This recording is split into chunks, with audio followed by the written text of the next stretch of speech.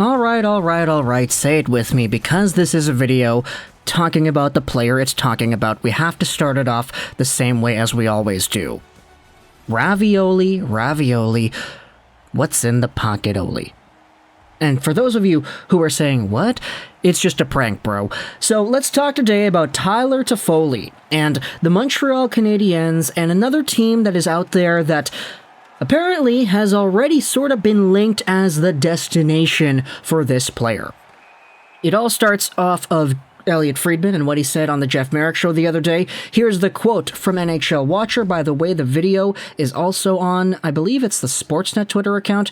I'll find a way to link that to you in the description as well. But either way, this is what Elliotte Friedman said yesterday, or not yesterday, 2 days ago on the Jeff Marek show. You know who a lot of people are thinking is going to end up in Calgary potentially?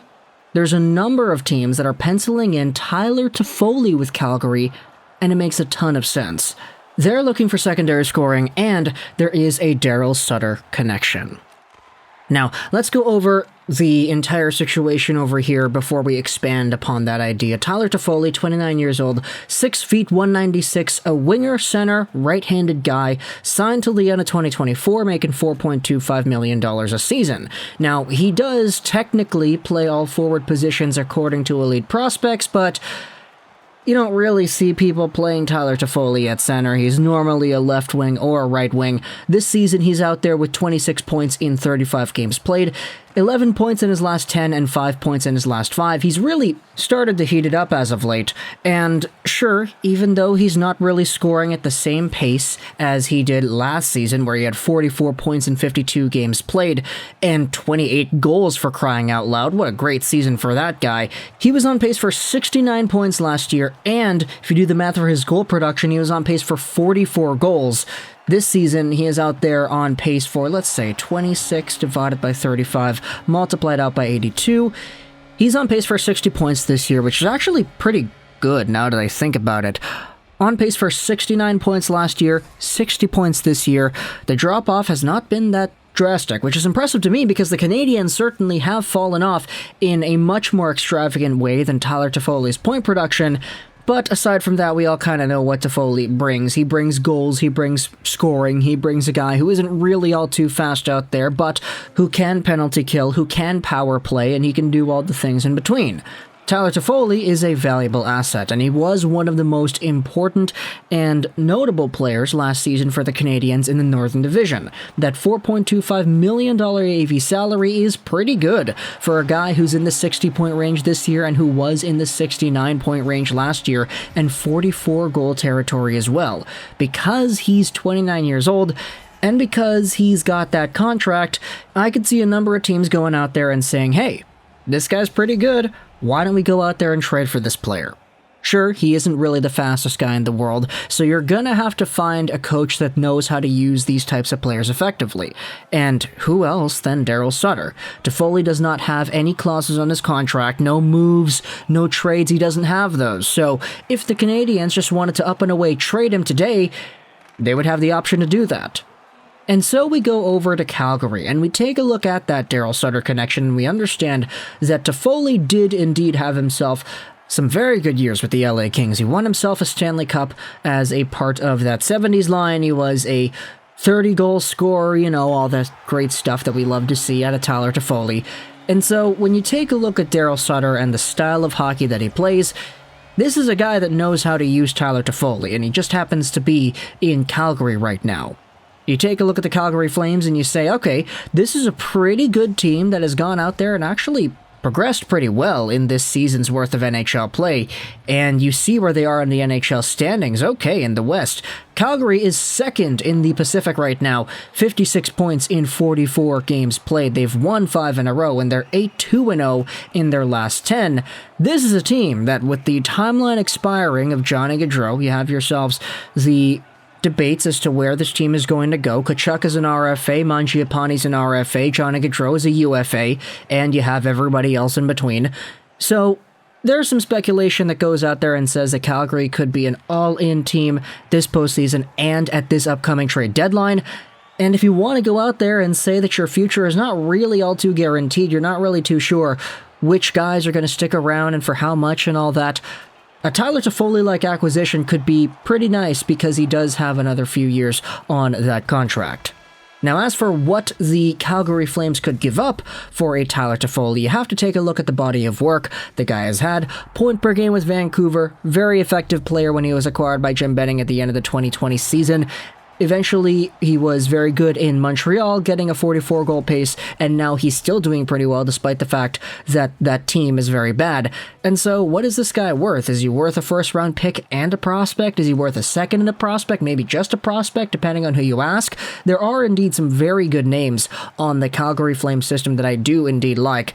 Jeremy Poirier is a defenseman that has a whole bunch of offensive potential. You have yourselves Connor Zary, who is a very good defensive-minded center and who's developed properly in the Kamloops Blazer system. I know a lot of Canadiens fans are going to go out there and say, hey, Jakob Pelche, because you want to talk about French Canadians. Pelche is right there, and he was a QMJHL beast playing for Val-d'Or and Moncton before suiting up for the Stockton Heat, where this season he is a point per game. Yeah, Pelche is probably the guy that I think I'm going for if I'm Montreal asking Calgary for prospects in a Tyler Toffoli trade, but you can let me know in the comments what indeed your perspective is on the matter too. If it is Tyler Toffoli, let's say for Pelche in a first or Pelche in a second, I think that probably would be suitable. Actually, maybe Pelche in a first works out a lot more, because if you're trading away a prospect, he's just a prospect, right? That's not a guaranteed NHL player. Meanwhile, Toffoli is indeed that. I'm not really too sure. There's an entire philosophical argument to go over there, but if you're a Calgary Flames fan, tell me in the comments, what is it that you would like to give up for a Tyler Toffoli? What is the price to keep this guy around? Because, you know, your future is kind of up in the air. There's a debate as to whether or not you guys could be going all in this season because you have no choice but to do so. And if you're going to trade away your first, is Tyler Toffoli the guy you go out there and send that first away for?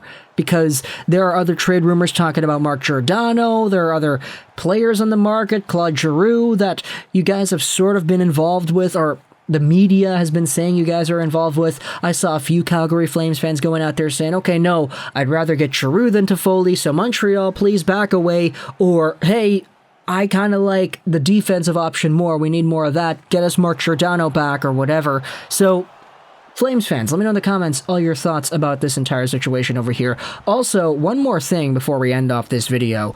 There was a Taj tweet I wanted to read out to you over here. How hilarious would it be if the Calgary Flames end up with Markey, Tanev, and Toffoli? And, yeah, I hate that idea. I really don't like that sound, because as a Vancouver Canucks fan who was cheering for this team in the 2020 Stanley Cup bubble, who was it on Vancouver Sports Talk Radio that says they can't lose all three of Markey, Toffoli, and Tanev at once?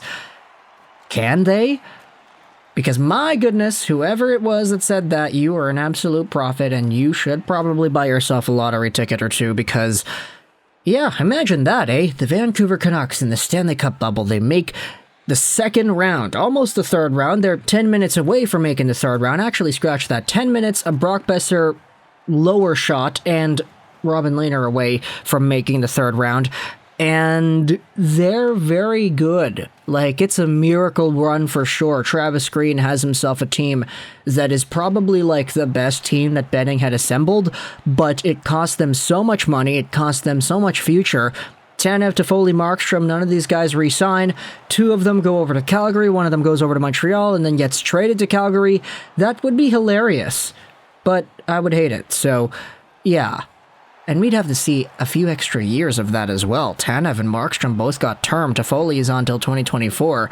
We'd have to be living with that nightmare in the Pacific Division here for the next few years, and I kind of hate that. So, Vancouver fans, if you happen to be watching this video, which I don't know why you would be, but if you do, hey, talk to me in the comments. What do you think about that?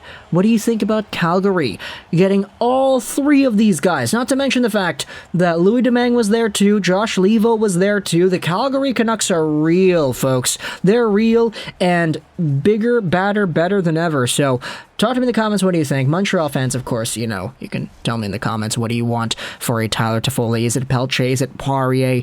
Is it any of the other prospects they have? I kind of really asked you to give me any directions in the comments as to what your mindset is about this entire thing. So let me know in the comments either way. I hope you enjoyed this Richard Charles 99, and bye.